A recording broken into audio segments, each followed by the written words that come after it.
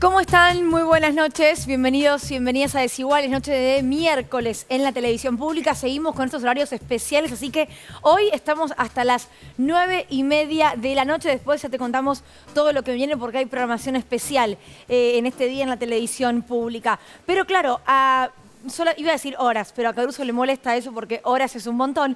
A días del próximo domingo 22 de octubre están ocurriendo actos de cierre de campaña. Ayer veíamos lo que pasó en Sarandí con Axel Kicillof en la provincia de Buenos Aires. Estuvo ahí Sergio Massa.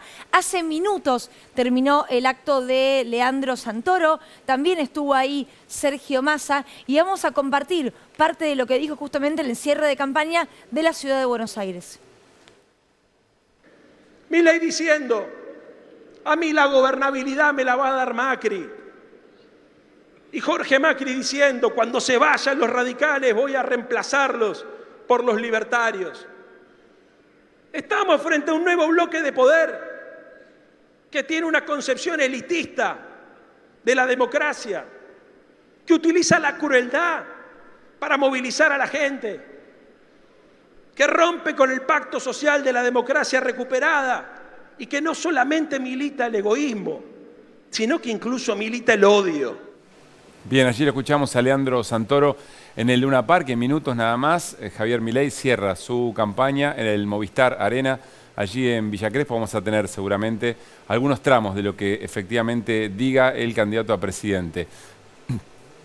Perdón, que hoy también habló... Ay, Caru, pobre, sí, estás con esa sí. tos que... ¿Arrancaste el antibiótico? No, pero sí. Bueno, qué bueno. Que le mando un saludo al doctor. Decía que Javier Milei hoy dio definiciones y cada vez que Javier Milei da definiciones siempre genera algún tipo de sorpresa, que en realidad ya no debería ser tal.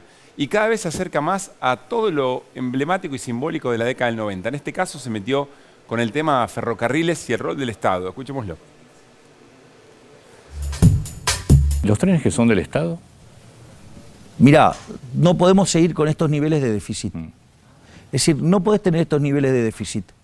Y la realidad es que es un oxímoron tener un Estado empresario, porque no cumple el rol de un empresario. Entonces, la realidad es que debería correrse el Estado del medio, porque la verdad que cuando lo hace el sector privado lo hace mucho mejor. O sea, los trenes deberían ser privados. Sí, absolutamente. De hecho, cuando teníamos el mejor sistema ferroviario del mundo era inglés. Sí, sí. No se ahorra en definiciones y en emparentamientos o emparejamientos con lo que significaron las políticas públicas de la década del 90.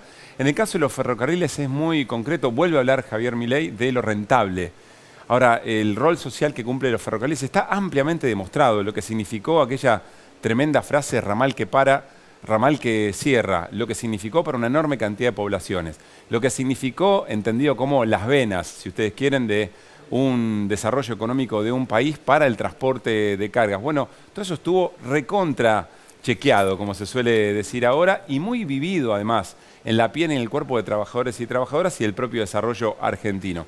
Bueno, veremos si efectivamente esto de alguna manera nos invita a volver a pensar lo que significó esa década, o hay sectores de la sociedad argentina que quiere darle otra oportunidad. Bueno, muchos reivindican el menemismo, con lo cual a eso van, ¿no? Abiertamente, Los que sí. dicen que el mejor gobierno fue el de Carlos Menem y que fue la época en la que mejor vivieron, lo van a ir a votar con ganas. Ese es el voto que se entiende. El que no se comprende es el que te dice, no, en realidad los trenes van a seguir siendo del Estado. Digo, todo lo que se propone, no Claro, va a ocurrir. no va a ser tan así. Claro, ahí No está lo el va a poder punto. hacer. Y ahí está, entiendo yo, incluso la discusión con el amigo, con el vecino, con el que, che, pero esperá, te lo está diciendo. Bueno, eso es lo que tiene que ver con la discusión política hoy en la Argentina. La economía, sin ninguna duda, el gran factor de esta época, de este momento social y político también. Y hoy Alberto Fernández, desde China, anunció lo que tiene que ver con este swap, 6.500 millones, si no me equivoco, que van a estar disponibles para nuestro país y que, dicen muchos, daría un poco de alivio, incluso hasta después de un eventual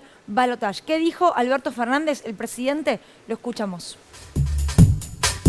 Estos recursos aumentan la capacidad del Estado Nacional en la intervención de los mercados y entonces los especuladores van a tener más dificultades para hacernos daño. Nos permite prepagar los vencimientos con el Fondo Monetario. Nos garantiza esto y no dejarnos en default con el fondo, que es lo que también el fondo buscó antes de la PASO. Bueno, dos definiciones muy concretas de Alberto Fernández. Una, que el Fondo Monetario Internacional quiso efectivamente jugar con el default antes de las PASO para intervenir en la elección. Y luego lo que significa un swap con China, que es casi como netear en algún punto la deuda con o lo que se le debe al Fondo Monetario Internacional, pero cambiar de acreedor eventualmente, porque China no pone los condicionamientos que pone el propio fondo y le permite intervenir, y ahí el otro punto importante, tanto en el tipo de cambio como en la reposición de insumos. Hay fábricas, por ejemplo, automotrices de la provincia de Santa Fe, que han parado su producción porque faltan los dólares para comprar esos insumos importados. Ampliaba y explicaba todavía más esto el ministro de Economía y candidato Sergio Massa. La verdad es una enorme noticia para el fortalecimiento de las reservas argentinas, para acelerar todo lo que es el pago de importaciones pymes, y además vamos a, la semana que viene, a precancelar los vencimientos del Fondo Monetario Internacional para que no haya incertidumbre alrededor de ese tema, y de alguna manera también vamos a tener una mayor capacidad de intervención del Banco Central en el mercado frente a aquellos que por ahí en estos meses especularon contra el Banco Central o contra las reservas argentinas. Ahí escuchábamos a Sergio Massa. En instantes vamos a repasar lo que estuvo diciendo en el cierre de campaña de Leandro Santoro en el Luna Park. Decíamos al inicio de Desiguales de hoy, horario especial. ¿Por qué? Porque hoy al término de nuestro programa se va a poder ver la entrevista completa de Bernarda Llorente a el Papa Francisco. Todo lo que circuló ayer, que se viralizó en lo que el Papa menciona a políticos argentinos como payasos mesiánicos, en los que habla de los que te venden espejitos de colores, en donde va a hablar también de Franja de Gaza, del conflicto con Israel. Bueno, todas esas declaraciones que tienen muchísima repercusión, hoy completa la entrevista al término de Desiguales. Hay mucho dolor, mucho pesar en el mundo de la política, sobre todo de la política parlamentaria, especialmente en el oficialismo. Porque por el fallecimiento del senador Martínez de Tierra del Fuego, Rodríguez, que la vicepresidenta Cristina Fernández de Kirchner, así comentabas, profundo dolor por el fallecimiento del senador nacional por Tierra del Fuego, Matías Rodríguez, querido compañero, que Dios y la Virgen te ayuden a descansar en paz. Mis condolencias a sus hijos y seres queridos, por supuesto. Mucha más información sobre lo que significa su fallecimiento y las circunstancias serán dadas a conocer en su debido momento, uno intuye, ¿no? Vamos con nuestros compañeros, a ver si también Nico tiene más información sobre esto. Imagino, Nico, también ahora pensar, bueno, quién estaba en esa lista como suplente, ¿no?, para ocupar su banca. Sí, es muy prematuro empezar a pensar en la banca del Senado. Están llegando muchas versiones que nosotros vamos a esperar las oficializaciones para antes de subirnos a lo que llega desde medios fueguinos, pero lo que esperábamos era una confirmación oficial. Evidentemente, si la vicepresidenta así lo hace es porque la información está confirmada. En un rato nos metemos en lo que tiene que ver con la guerra en Medio Oriente. Está Melissa Trad, periodista, quien estuvo hasta hace días solamente en Cisjordania, bueno, viviendo muy de cerca toda la situación, así que con ella vamos a hablar, y también después mesa política analizando lo que se viene el día de hoy. Adelantamos un poquito eso con, bueno, Sergio Massa, el cierre de su campaña en la Ciudad de Buenos Aires, también el cierre de Santoro. Hace un ratito en Luna Park decía: estamos construyendo el famoso lo damos vuelta, lo estamos dando vuelta. Mucha fuerza estos 4 días. El domingo va a ser un gran día. Les pido que hagamos el último esfuerzo. Mostremos que tenemos proyectos, que somos el futuro. Frente al odio, el amor. Frente al pasado, el futuro. Gracias, Leandro. Muchas gracias. Mucha fuerza. El domingo. Bueno, ahí escuchábamos a Sergio Massa. Nico, antes de meternos en un rato en lo que tiene que ver con el living con consultores para entender, bueno, qué se va a poder ver el día domingo, vos seguís en ese modo lupa que anda teniendo cada fuerza política para ver dónde ir a pescar. Sí, evidentemente vamos a tener que empezar a reconocer que me entretiene. Sí, ¿no? Te encanta. Dejemos de decir que detrás de esto hay un esfuerzo, porque hay una parte de juego que es interesante, pero también hay información. Lo que tratamos de identificar es En términos geográficos, ayer lo mostramos en términos etarios y de género. Que hoy también Flor trae info sobre eso. En términos geográficos, ¿dónde tienen concentrada la atención? ¿Dónde creen que están en condiciones de subir? O al revés, ¿dónde creen que deberían subir las tres principales fuerzas políticas que dejó las PASO? A la hora de fantasear con algunos el ingreso al balotaje, otros con la posibilidad de la primera vuelta. El más simple de leer de todos es el de Javier Milei y lo estamos viendo. La concentración es la provincia y la ciudad de Buenos Aires. Ahí la lectura que hacen, sobre todo en la provincia de Buenos Aires, tiene que ver con los votos de Horacio Rodríguez Larreta. Creen que Bullrich está teniendo dificultades para contenerlos, a diferencia de lo que creen en el comando de Bullrich, que creen que no están perdiendo. Me dijeron no más de un 10% de los votos de Larreta, que están conteniendo casi la totalidad, pero lo que sí, esto también tiene mucho que ver con el resultado en las PASO. Toda la parte que vemos blanca, salvo algunas excepciones, ganó en casi todas. O sea, acá tiene mucho más techo para alcanzar, digamos. Exactamente, ganó en casi todo el resto de las provincias, algunas sin haber ido directamente. Sin conocerlas. Y eso también está pintado de rojo porque si vos ves el itinerario de campaña de Milei de los últimos días, vas a ver que fue todo conurbano. Claro. Todo conurbano, concentrado de conurbano y grandes centros urbanos como Mar del Plata, por ejemplo.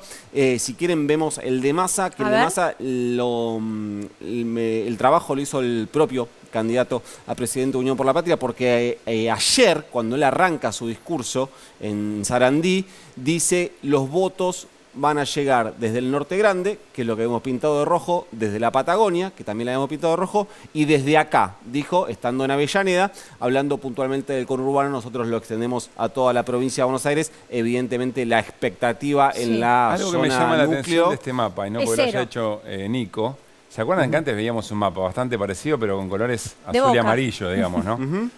No sé si esto es así por alguna otra razón. Si hubiese sido decisión mía, le hubiese estado invertido los colores. Bien. Así que no, ahora, no tuve nada que ver. Nico, la franja blanca que vemos es, no porque, a diferencia de Milei, no porque le haya ido muy bien y haya alcanzado su techo, sino porque sabe que ahí no puede crecer. No, ahí donde la pelea más dura ahí es pro Milei. Claro. De hecho, vos fíjate que ahí tenés Mendoza ganó Milei, ahí lo vemos, fíjate cómo el de Bullrich casi se invierte, está muy bueno eso que hicieron, casi que se invierte con el de Massa. En Mendoza ganó Milei, en Santa Fe ganó Milei, en Córdoba ganó Milei, en Entre Ríos no, pero estuvo cerca, digo.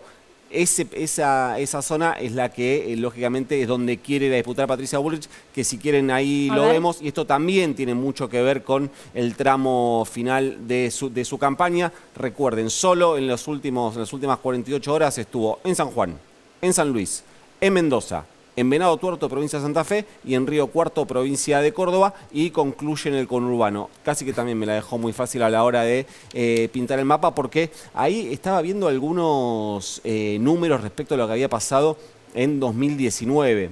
O sea, el peor Macri de 2019 sacó 10 o 12 o 15 puntos o 20 puntos más que los que sacó Bullrich en provincias como Córdoba, por ejemplo.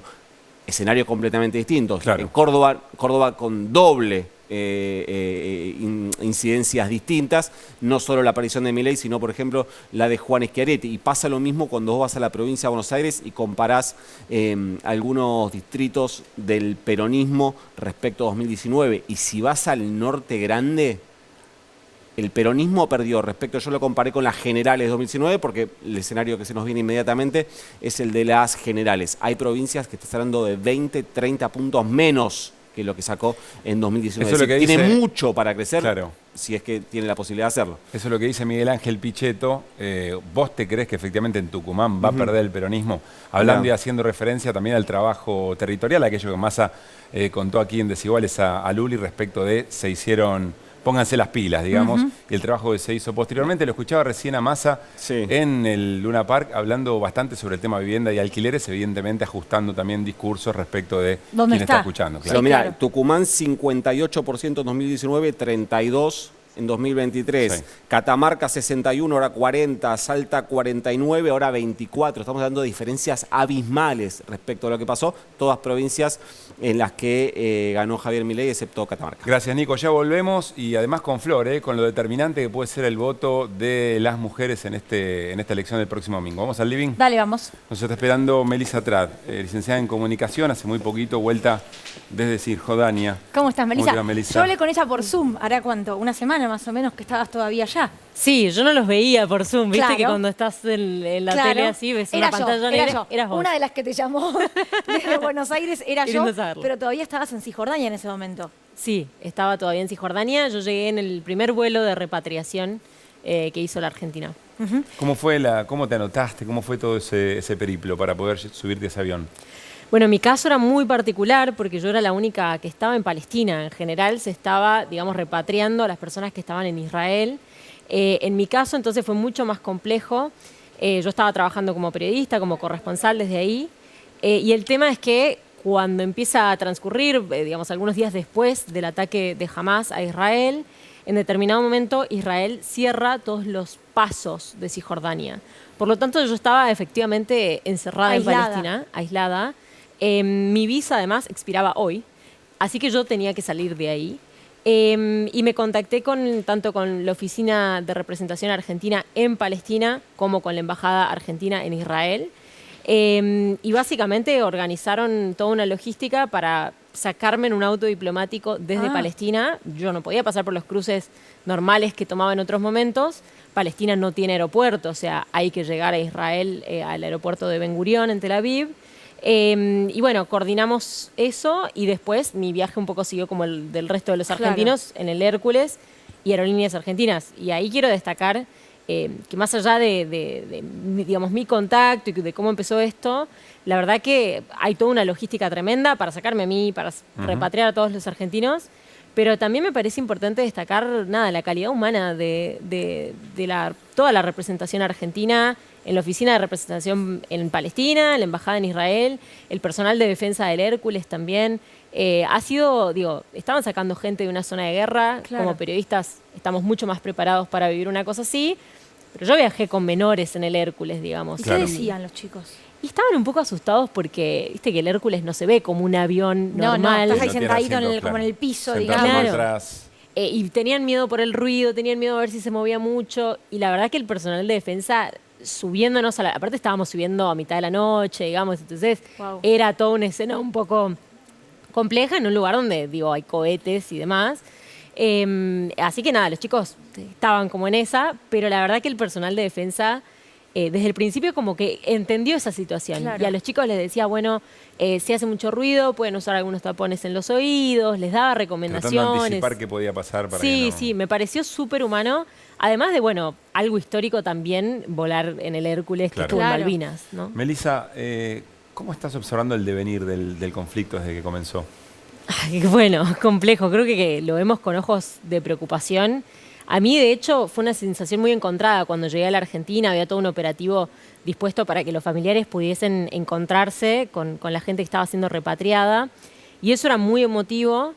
Y al mismo tiempo yo sentía esta sensación de, estoy pisando un país en paz, digamos, con todos los problemas que hay. Pero como periodista, imagínense, o sea, yo he entablado relación con mucha gente a lo largo de 7 meses trabajando como corresponsal allá. ¿Por qué fuiste para Palestina? Bueno, básicamente porque el conflicto no arrancó con este ataque de Hamás, ¿no? Yo hace rato, me especializo en política internacional. Hace 8 años fui por primera vez a la región. Me encontré con una situación muy distinta a la que había estudiado, digamos, muy difícil de dimensionar cuando uno solamente lee los tratados o cómo se organiza ese territorio. Y sentí que había muchas historias para contar desde ahí. Y estaba ahí haciendo eso, justamente recopilando testimonios, hablando con la gente, entendiendo cómo es vivir bajo ocupación, porque a veces pareciera que cuando hablamos de este conflicto, pareciera que fuese como un problema limítrofe entre dos estados y no es la realidad. Digamos, hay una población palestina que vive bajo ocupación israelí y eso explica también mucho de por qué esto era una olla a presión, ¿no? Claro, porque decís que comenzó mucho antes el conflicto, después tiene ese sábado por la mañana, esa terrible masacre de Hamás, pero ¿a qué te referís con episodios anteriores que de alguna manera, no sé si veían venir este nivel de conflicto, pero sí que la cosa estaba difícil. Sí, bueno, es un conflicto que lleva más de 70 años, desde la propia... Siempre es difícil saber de dónde arrancar. ¿Dónde empezamos? Y no tener que empezar desde el comienzo. Claro, exactamente. Sí. O sea, desde el comienzo, incluso desde la creación del Estado de Israel, hubo una primera guerra en ese momento y hubo sucesivas guerras después. Lo que sí, como en todo conflicto, hay momentos de más y menos tensión. Claro. Lo que yo les puedo decir es que estando ahí hace 7 meses, este era un momento de mucha tensión. Cada 4 o 5 días habían ataques de uno y otro lado. Y bueno, la televisión, por supuesto que no estaba ahí porque es algo normal, claro, si se quiere, bajo ocupación. Y obviamente ninguno de estos ataques había tenido la escala de la masacre que cometió Hamás al pueblo israelí ese sábado. Pero bueno, yo les puedo contar historias de, por ejemplo, colonos israelíes, que son israelíes que viven en asentamientos en territorio palestino. En Cisjordania, ¿no? En Cisjordania, asentamientos que son ilegales bajo el derecho internacional y son una estrategia de ocupación de territorio. Hay historias, por ejemplo, en el pueblo de Juara, hace poco, relativamente poco, colonos israelíes entraron en ese pueblo, quemaron casas, mataron gente, palestinos, o sea, mataron a palestinos, quemaron sus casas. Todo eso no aparecía, sinceramente, en la televisión y eso no justifica, por supuesto, la masacre terrible de Hamás, pero sí nos ayuda a entender que esto, bueno, tiene una historia. La complejidad del conflicto, claro. Exactamente. En su contexto histórico. Tenemos la posibilidad de ver, el presidente de los Estados Unidos, Joe Biden, viajó efectivamente a Israel, estuvo con Benjamín Netanyahu, acompañando, ahora nos va a explicar un poquito mejor Melissa, pero uno entiende que acompañando, pero también al mismo tiempo advirtiendo sobre ciertas decisiones que toma el gobierno israelí. Lo compartimos. I was deeply saddened and outraged by the explosion at the hospital in Gaza yesterday. And based on what I've seen, it appears as though it was done by the other team, not you. The fact is that Israel, as they respond to these attacks, it seems to me that have to continue to ensure that you have what you need to defend yourselves. And we're going to make sure that occurs, as you know. And we have to also bear in mind that Hamas does not represent all the Palestinian people. And it has brought them only suffering. Por lo que hayas visto aquí, Melissa, por lo que hayas leído en las últimas horas, ¿qué rol está jugando Estados Unidos en este momento, en el conflicto? Bueno, como bien lo veían, estuvo visitando Israel justamente para dar todo su apoyo. No es nada nuevo, digamos, Israel es un aliado, Estados Unidos es un aliado muy fuerte de Israel. Le provee billones por año en términos de ayuda humanitaria. Y entonces, claro, cuando escuchamos en estos momentos también a Biden pedir, digamos, que se evacúe a los ciudadanos del norte de Gaza hacia el sur. Primero que es un poco, digamos, Estados Unidos, justamente con esa ayuda militar, con esa ayuda en términos de dinero, por supuesto que ayuda a sostener la ocupación y a sostener la situación en la Franja de Gaza. Pero lo más terrible con esto, si bien es importante el rol de Estados Unidos, por supuesto, porque de alguna manera presionar a Estados Unidos, o sea, los efectos que puedan tener las alianzas de países como cuestiones inéditas que hemos visto, como Arabia Saudita con Irán, teniendo un llamado, etcétera, la presión que esos países puedan ponerle a Estados Unidos va a tener una influencia directa en la influencia que Estados Unidos la presión que Estados Unidos pueda tener hacia Israel. O sea, vos lo que decís, Estados Unidos puede llegar a pedirle a Israel cosas porque se las pide Arabia Saudita, por ejemplo. No porque se las pide, digamos, obviamente es más complejo, como un sistema de presión, pero claramente Estados Unidos tiene una carta fuerte para influenciar cómo Israel responde. Sabemos que Israel ya estuvo respondiendo, ya estuvo bombardeando Gaza, hay más muertos palestinos que israelíes a esta altura de las cosas, y aún así sabemos que esa no es la respuesta total. Están movilizados para potencialmente invadir por tierra Gaza, y vaya uno a saber si se van a abrir otros frentes. Lo que sí puede suceder es que la presión de Estados Unidos y de Biden a Netanyahu, a Israel, pueda, digamos, yo no voy a decir terminar con esto, porque ya es una tragedia de ambos lados, pero sí puede presionar a Israel para no cometer, digamos, crímenes de guerra que vayan mucho más allá de la justicia, ¿no? ¿Y qué crees que puede pasar con los secuestrados israelíes en Franja de Gaza? ¿Crees que pueden ser una moneda de cambio para alguna negociación? Bueno, eso es lo que se especulaba al principio, por supuesto. A esta altura de las cosas, pareciera que no están siendo una prioridad del gobierno israelí. Hay que tener en cuenta también que obviamente es muy complejo, no se sabe exactamente dónde están los rehenes. Claro, o si están vivos, todos. O si están vivos. Yo creo que de eso no debe haber duda, a menos que haya habido, digamos, algunas situaciones específicas, porque claramente jamás, digamos, necesita tener esta moneda de Los quiere cambio vivos. y puede negociar. Por supuesto, aparte, en otros momentos de la historia se ha llegado a negociar, digamos, un rehén israelí por 1.000 palestinos. O sea, imagínense si no es importante mantener a todos esos rehenes a salvo y poder utilizarlos como moneda de cambio según la perspectiva de Hamás. Pero no estamos viendo, no sabemos, obviamente se está cocinando un montón que no sabemos. Quizá puede explicar que, digamos, que Israel todavía está esperando para invadir Gaza. Negociaciones por debajo que se desconocen. Melissa, mi última pregunta tiene que ver con qué rol cumple y qué peso tiene Naciones Unidas en este conflicto.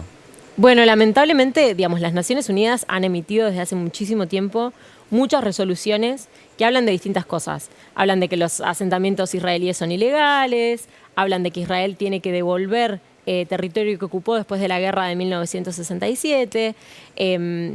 Ha intentado muchas veces llamar a la paz, a cese al fuego. Tenemos además la Agencia de las Naciones Unidas para los Refugiados Palestinos, que está en Gaza y que están denunciando que Israel ha bombardeado sus oficinas, las escuelas donde también reúnen como refugio a las personas desplazadas dentro de Gaza. La verdad es que ha habido reunión de Consejo de Seguridad y demás, pero es muy difícil poder tener, digamos, respuestas de ese lado porque Estados Unidos es uno de los países que tiene derecho a veto en el Consejo de Seguridad. Entonces, con que uno vete, ya está, exacto, digamos, ¿no? Sí. Entonces, es muy difícil que las Naciones Unidas en este contexto están muy atadas de pies y manos y al mismo tiempo me parece que internacionalmente lo que vemos es una condena un poco unilateral. Estamos viendo en este momento represión a protestas en Europa en solidaridad con el pueblo palestino. Por supuesto que eso no es para desmerecer que todas estas situaciones pueden generar un caldo de cultivo para discursos antisemitas y cosas horribles que ha pasado el pueblo judío, y eso hay que destacarlo. Pasa de los dos lados, porque también la islamofobia es bastante fuerte en Europa.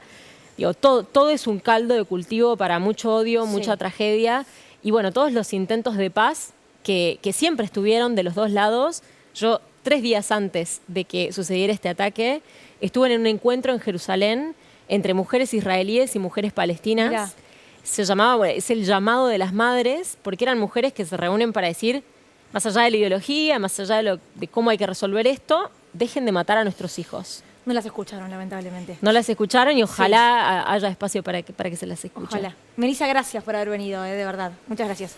Nos vamos a ir a un corte. Al regresar estamos con consultores para charlar, bueno, qué es lo que están viendo, cómo imaginan las últimas horas antes de la elección del domingo. Y Flor Alcaraz, que así como Melissa decía, entre Israel y Palestina las mujeres pedían por la paz. Bueno, ¿qué rol van a tener las mujeres en la próxima elección? Una elección más que importante, la que se juega el próximo domingo. Ya venimos.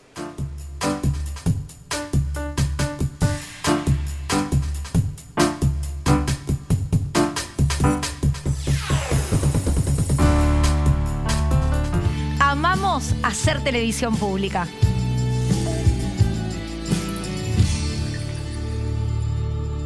Adrián Mercado presenta su nuevo sistema de subastas online. Desarrollamos un sistema más rápido, más fácil, que te permite participar desde cualquier lugar del país. Si querés que tu empresa crezca, elegí Adrián Mercado. ¿Cuánto vale pues, propiedad tuya? $900 por mes. ¿Quién es? Hay un periodista de tendencia de centro-izquierda. Bueno, entonces no se puede hablar. ¿Cómo que no? Somos liberales, podemos decir lo que queramos, Daniel. ¿Qué piensa? ¿Tu década preferida, tu sueño? Sí, por supuesto, la década 90. No fue perfecta, pero fue la mejor. En ningún momento estuvo en contra de la educación sexual. Ofrezco dólar MEP, dólar bolsa, yo no pongo un precio. El precio lo pone el mercado. Crónicas de campaña. Ramiro Marra. Miércoles, 22 horas. Televisión Pública.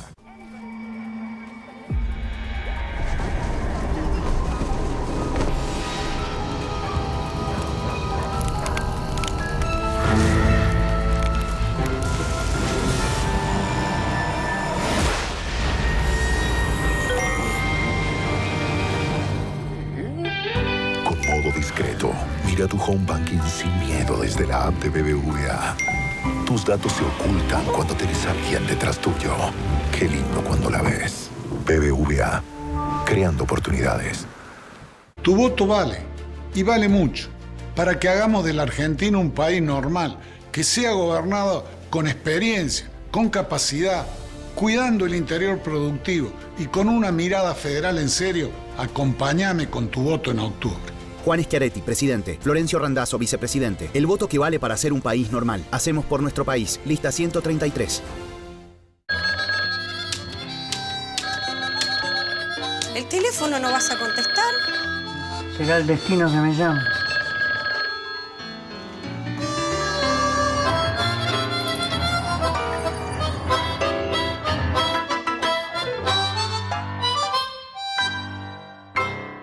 ¿Sabe cuál es la diferencia? Que mientras muchos metían la cabeza abajo de la cama, me hice cargo de un país que hablaba de un gobierno de salida, de helicóptero.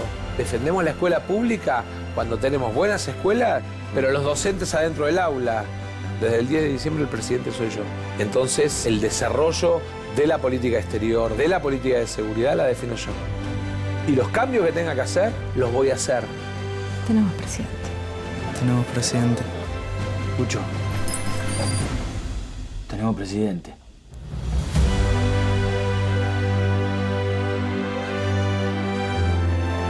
Unión por la Patria. Sergio Massa, Agustín Rossi, candidatos a presidente y vicepresidente. Lista 134. Los argentinos tenemos todo para ser un país ordenado.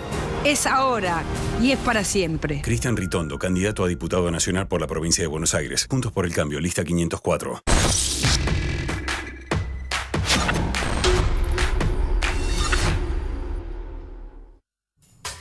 Muy bien, seguimos en Desiguales. Ya están con nosotros Pablo Romá, que es sociólogo, es docente y además es parte de la consultora Circuitos Consultora. Y también está Julieta Weisel, reincide Julieta, se ve que la tratamos bien, especialista en comunicación política. Bienvenido, bienvenida, ¿cómo están? Muy bien, gracias.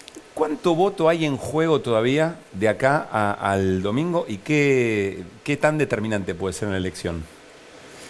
¿Quién arranca? Juli. ¿Cuánto voto hay en juego de acá al domingo?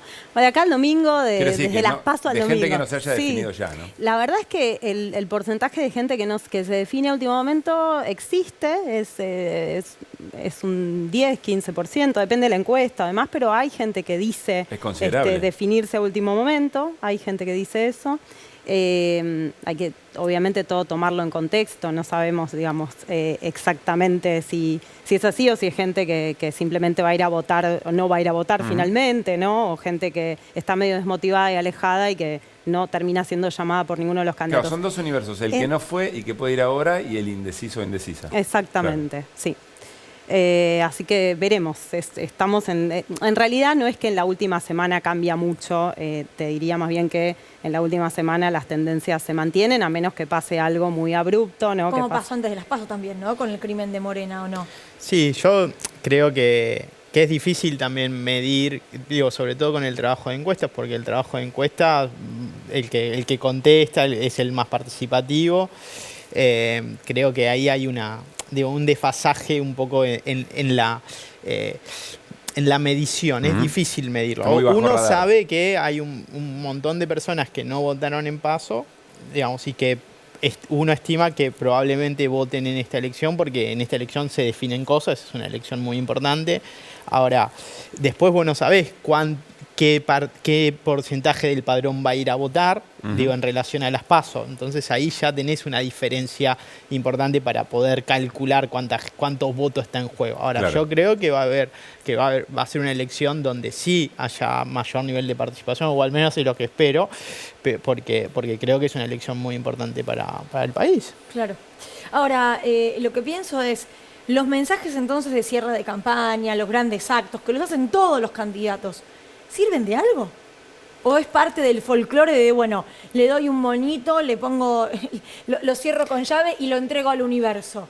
No, yo creo que sirven. Yo creo que sí hay un porcentaje importante que definen en el último tramo, en los últimos 3 días, y creo que eso es importante. De hecho, se trabaja mucho en redes sociales. Digo, las campañas no se terminan con el cierre, digamos, ¿no? El cierre es una especie de síntesis de poner sobre la discusión lo que ya se vino planteando, reforzar algunas cosas, pero la discusión sigue hasta el sábado, porque en redes sociales no está tan controlado y la veda no tiene tanto peso. Sí, en realidad yo creo que todas las oportunidades de la campaña son oportunidades de comunicar y de fijar en general, porque el mensaje, una vez que se define la estrategia al principio de la campaña, eso en general, a menos que por alguna razón se cambie, se sostiene.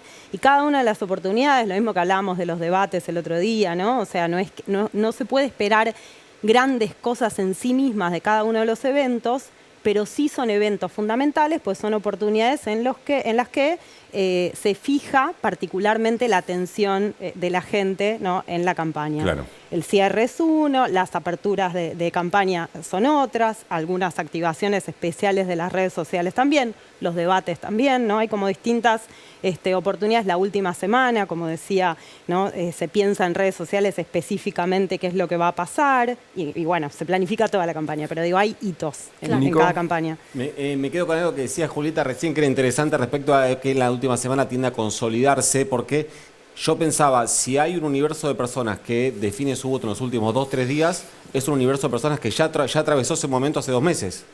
Es decir, hace 2 meses ya si decidió su voto en los últimos 2-3 días, ahora puede volver a hacerlo, pero las posibilidades de que cambie respecto a las PASO me parece que son bajas y de hecho estadísticamente yo por lo menos no encontré antecedentes de candidatos que hayan perdido votos, por lo menos considerablemente. Les quiero preguntar por esto, porque en la especulación por ahí ahora está la duda de cuánto se retiene del que te compitió en la PASO, pero digo, está como esta idea, es tan disruptiva la imagen de Milei que hay especulaciones de todos los espacios políticos de que Milei va a perder votos.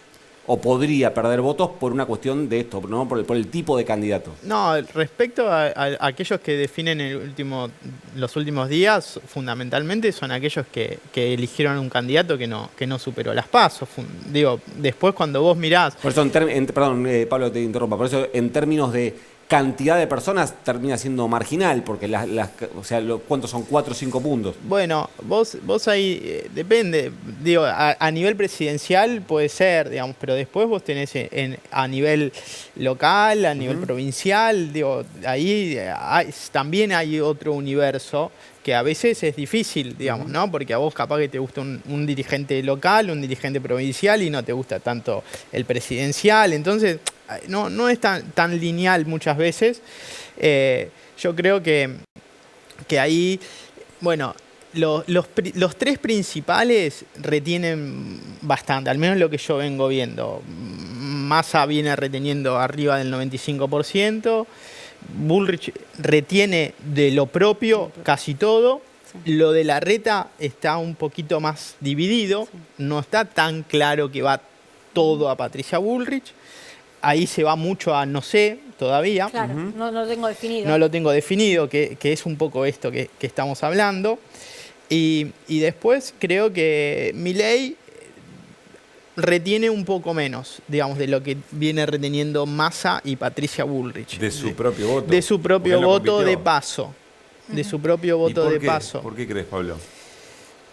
No lo sé bien. Nosotros hacemos en general encuestas cuantitativas, con lo cual, bueno, ahí ya hay un nivel de análisis. Yo creo que en el voto Milei en PASO se expresaron varias cosas. Un concepto que nosotros utilizamos, que es un poco de voto protesta, ¿no? Y el mejor vehículo que encontró fue esa candidatura. Y después yo creo que en el recorrido y en el avance de la campaña, bueno, hay cosas de Milei que son complejas, digamos, ¿no? Para un sector del electorado que quizás quiere un cambio, quiere que las cosas mejoren, pero ese nivel de cambio hay un par de límites, es demasiado disruptivo para Milei. Podría perder votos, Milei. Es demasiado disruptivo para Milei. Podría perder votos, Milei.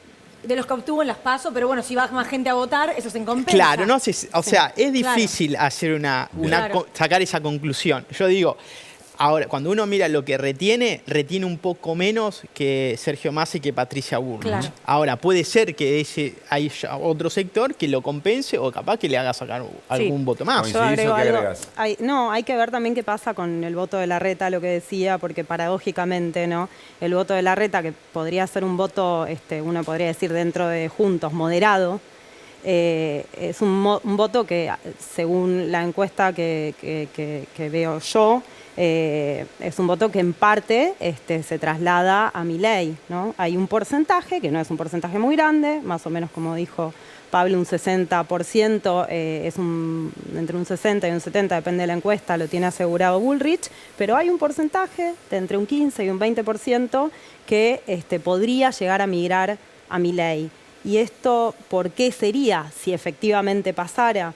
Bueno, porque esta ola, en el fondo no se trata de moderación o no, o radicalización, sino de caballo ganador de promesa de caballo ganador en una ola cambista. Eso tracciona mucho. Sí, en caso de que pasara eso, podría llegar a hacer eso. Qué mezcolanza, ¿no? El voto, de razones. El voto en este 2023. Flor, te queremos escuchar con respecto a esto de que el voto de las mujeres va a definir al que gane la presidencia de la Nación. Sí, el voto de las mujeres va a ser clave este domingo. Por supuesto, lo ponemos en discusión acá, tanto con Julieta como con Pablo. Vamos a ver 3 claves de por qué puede ser fundamental el voto femenino. No estoy hablando del voto feminista, femenino, así claro, en términos súper amplios. Primero, cuestión de números. Las indecisas duplican a los indecisos. Esto que estaban diciendo, las inflexibles, las de último momento, son mayoría que los varones. Así que ahí es donde habría que ir a buscar, a pescar, a tallar en ese voto que yo le llamo el voto pampita o el voto mamá luchona. O sea, se divide como en esos dos, porque son las madres, si hablas con consultores, todo el mundo te dice que son las madres las que le ponen esos límites a Milei y son las pampitas, la vimos al comienzo de la campaña, preocupada, sobre todo por el mensaje en relación a la desregulación del mercado de armas, por ejemplo. Entonces, entre esas dos variables, entre las pampitas y las luchonas, que es un amplio arco transversal, es donde está. ¿Y esa es la que viene hablando Massa desde el debate para acá? Sí, haciendo esfuerzos por hablarle, ¿no? De alguna manera, a veces más suelto. Sí, de hecho, con una gestualidad como un cambio muy evidente. Sí, ahí también hay números, hay un laboratorio que es de la UNSAM, que lo hemos citado acá varias veces, LEDA, el Laboratorio de Autoritarismos y Democracia, que ve en los jóvenes también, porque se dice mucho esto, el voto joven es un voto que va a Milei. Y dice, bueno, no todos los jóvenes, de 16 a 24, hay una diferencia de género ahí de 18 puntos entre el voto de varones y mujeres. Así que hay números que ratifican esto. Después vemos la evidencia del contexto internacional. Si Argentina es un renglón más en esta historia de avanzada de la derecha, vemos Colombia, Brasil, España, hace muy poquito, las mujeres fueron quienes definieron también a favor de los progresismos, así que ¿por qué acá no iba a pasar? Y bueno, lo último, la agenda. La verdad que la Libertad Avanza no le habla a las mujeres y estos límites de agenda en relación a los femicidios, la cuota alimentaria, el peligro que significa la circulación de armas, son parte de las preocupaciones de estas votantes inflexibles. Así que esos 3 puntos claves para pensar por qué van a ser definitorias este domingo y en el posible balotaje. Julieta, Pablo, ¿con qué coinciden y qué discutirían de esto? Si uno mira en las encuestas, más allá de lo electoral, ¿no? Si uno mira el trayecto en las encuestas del voto de las mujeres y los varones, de la etapa electoral, ¿no? En los últimos, del voto posible, ¿no? Cuando se mide en general, en los últimos 3 años va a ver que hay en general el voto de las mujeres es más progresista que el voto de los varones, o que hay más mujeres votando opciones progresistas que varones, ¿no? Entonces, ¿incidió el discurso feminista en esta trayectoria? Bueno, no sabemos, ¿no? Probablemente algo de eso, el feminismo, así como las derechas radicales se impusieron en el mundo, los feminismos también son un discurso que tiene su trayectoria y que se empezó a recorrer con más profundidad en los últimos años en todo el mundo y en Argentina también. Y que también tiene una reacción directa. que es lo que escuchábamos ayer, por ejemplo, con Lilia Lemoine, que es, el derecho a abandonar la paternidad. Bueno, pero además, esto, por un lado la reacción, que también es casi lógica, ¿no? Que haya un lado y otro, contrastes en la política, pero por otro lado, pensar un poco esto que decía Flor, ¿no? De cuál es el discurso, ¿no? Si es el discurso feminista más cerrado, el que permea, o es el discurso que le habla a la mujer, ¿no? A la mujer en todas sus dimensiones y facetas posibles. ¿Pablo? Yo estoy de acuerdo, las tres comparto, y también pongo un matiz de desacuerdo, digamos, ¿no? Yo creo que la microsegmentación es muy importante, pero en contextos de crisis económica como el actual, también es más difícil de acceder a eso. Yo creo que hay que tener cuidado, ser cuidadoso, porque estamos frente a una crisis y hay dos salidas, y yo creo que ahí se pone en juego no solamente, que esto yo comparto plenamente lo que decís, Flor, pero digo, también lo que se está poniendo en juego son dos ideas de país muy claras. Cuando Milei habla del estallido y se compara muchas veces con el estallido del 2001, hay una diferenciación muy grande. El estallido del 2001 es un estallido social que impugna al poder económico, al poder político. El estallido de Milei es un estallido del mercado rompiendo casi toda la estructura de la sociedad, digo, ¿no? Porque la crítica feroz al Estado, el individualismo extremo, digo, esto que decía recién Lemoine, digo, lo que marca es la ruptura de una construcción social donde hay un conjunto de lazos, y eso yo creo que de alguna manera también excede la microsegmentación. Pablo, Julieta, gracias. No, gracias por haber venido. Tenemos que cerrar hoy porque hay de todo y está cronometrado lo que tiene que ver con la noche de la televisión pública. Ahora ya comienza la entrevista de Bernarda Llorente a Francisco. Dura una media hora, declaraciones, la verdad, que tienen que ver con lo que va a pasar el día domingo, con la elección de este año 2023. A continuación, crónicas de campaña, hoy con Ramiro Marra. Una aclaración muy importante, porque esa entrevista o ese recorrido se hizo el 14 de agosto, es decir, tiempo antes de que Ramiro Marra dijera que en este lugar donde está la televisión pública construiría un edificio de 100 pisos. Con lo cual, ahí esa es la razón por la cual, de 100 metros, perdón. Esa es la razón por la cual no hay una repregunta, no hay un abordaje sobre ese tema. Nos parece importante aclararlo. Y mañana Desiguales 22:30, ¿eh? Anoten porque venimos pum, pum, pum. Pero después de qué? De Rosario Central Vélez. Espero que ganen. Que estemos así. Chao. Chao. Campa.